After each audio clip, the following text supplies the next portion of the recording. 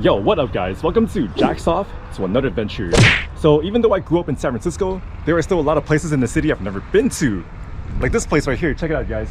This is the World War II West Coast Memorial, dedicated to the 412 service men and women who were lost or buried at sea during World War II between 1941 and 1945. Check this out guys. And then we have a name of all the service members. We have the United States Army and Army Air Forces. And let's see, oh wow, look, we have Max G. I'm assuming he's a Chinese person, but check it out. You have the United States Navy, a whole list of people right here. And of course we have the few, the proud, really the few, the United States Marine Corps, and of course the United States Coast Guard. And over here, from what I read, this is a statue of Columbia, who is the personification of the US, and she gets this view right here. Check it out. It's a nice day today too. Over there, that's the Golden Gate Bridge, but check out this view.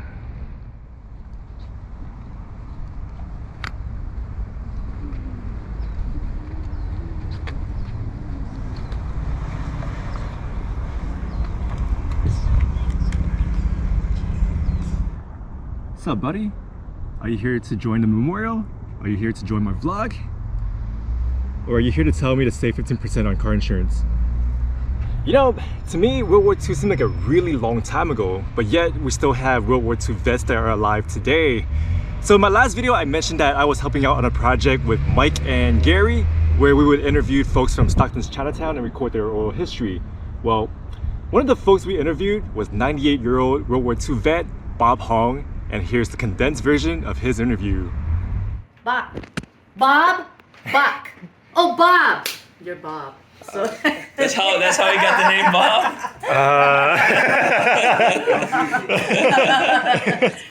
Well, I was born in China, in my village. That's not too far from Hong Kong. You can get that by a ferry boat in about half a day. My father is a citizen of the United States, and he sent me a ticket to go to Hong Kong, and from Hong Kong take the Calvin Coolidge steamship to San Francisco. How long did the trip take? It took 30 days. When I landed in Angel Island, I was not allowed to board San Francisco. I went with some of the other immigrants who need to be interrogated and investigated by government officials.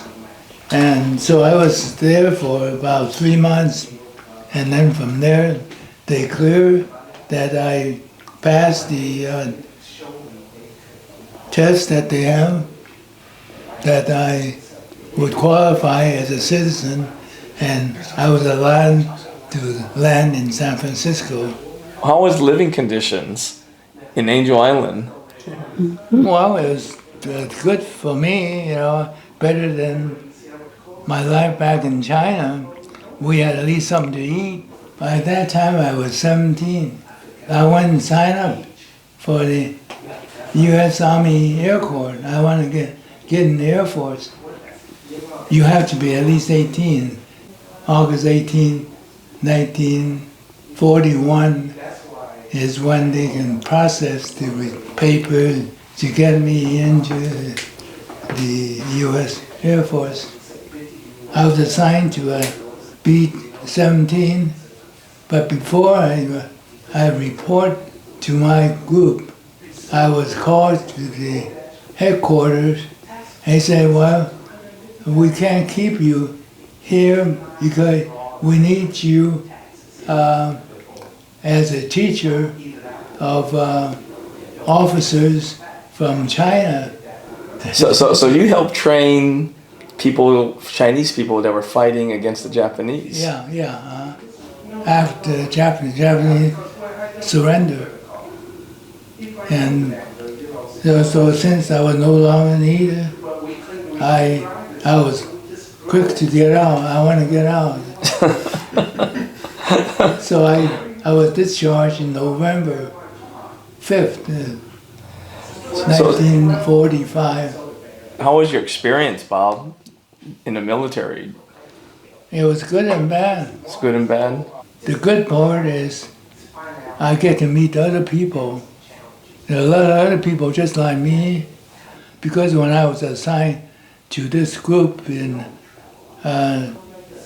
there's not just all Chinese, actually it's mostly white. So I learned to get along with the white and the blacks. But then I had bad experience too, because there was discrimination. I was Chinese, small. They thought they can pick on me. I stood my ground, and I got in a fight with one of the guys who picked on me. We both lost, you know. He got bloody and I got bloody. But since then, you know, he never bothered me again. Those experiences that you've had, those battles, or every time you and your wife, you know, over the years, when you stood up for yourselves, you know, it made it easier for every generation going forward, because people learned that, you know, Chinese Americans weren't going to just accept, you know, the discrimination, you know, towards them. So the thing is, you know, we're very grateful what you guys have done, because you helped make things easier for us. Well, I didn't purposely try to stand out and make myself a model Chinese. I just stood my ground. Oh yeah, this is amazing. So Bob, this is very special to me. Yeah. Because I help a Chinese American World War II group. Yeah. And we what we do is we help keep the memory alive for Chinese World War II veterans like yourself. So this is pretty incredible. This is a Congressional Medal of Honor, which was only recently given to Chinese Americans in the last 2-3 years. So this is really amazing, because the Chinese Americans were the last group to receive the Congressional Medal of Honor. So, but it's not that. But he's alive to get there. Yes, a lot of them die already. Yes. And the vast majority of Chinese Americans who served are no longer alive. So the thing that's was incredible that many people don't know is that during World War II, 20% of the entire U.S. population of Chinese Americans, men and women, served in the armed forces. 20%.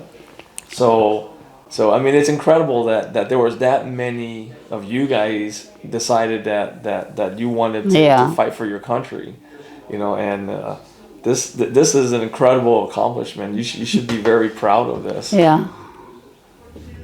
Memorabilia, photos. Oh.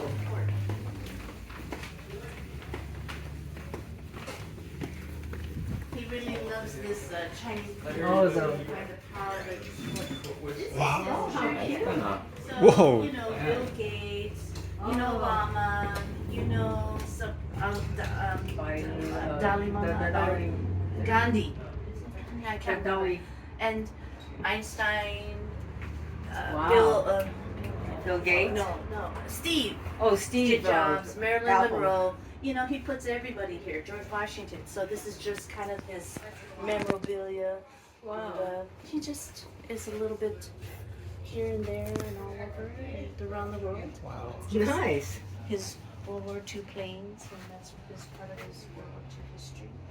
Curry, you know, just, Oh, yes. it's got current events. This is his jumpsuit. He was a mechanic, jet fighter pilot mechanic. Oh, right here in this picture. Let's see. Right behind Pluto.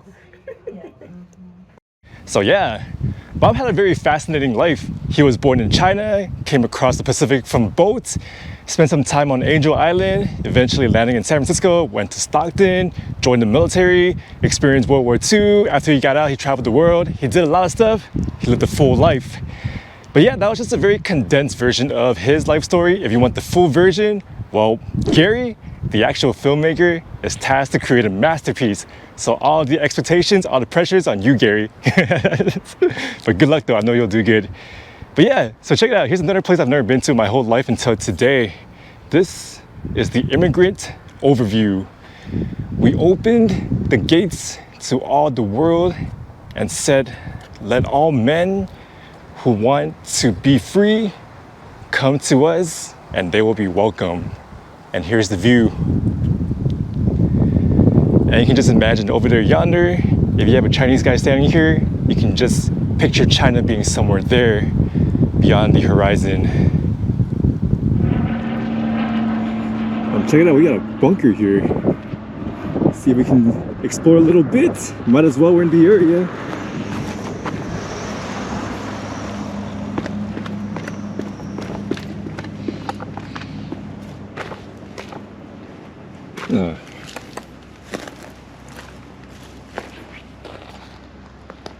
Not much stuff on the inside, but wow. Yeah, if I recall correctly, these bunkers were built before World War II, but they were used during World War II for coastal defense. Maybe one day we'll go explore more of them around here because there's a lot. But as for now, let's get the hell out of here and end this video. Before that though, like I said earlier, Gary, the actual filmmaker, once he's done with the Bob Hong interview video, I'll share it with you guys one way or another because I know you guys want to hear that very fascinating story. As for this video, thank you guys for watching. I hope you guys enjoyed it. Till next time, Jack's off. 98 years, that's a long time. But still, it was only a blimp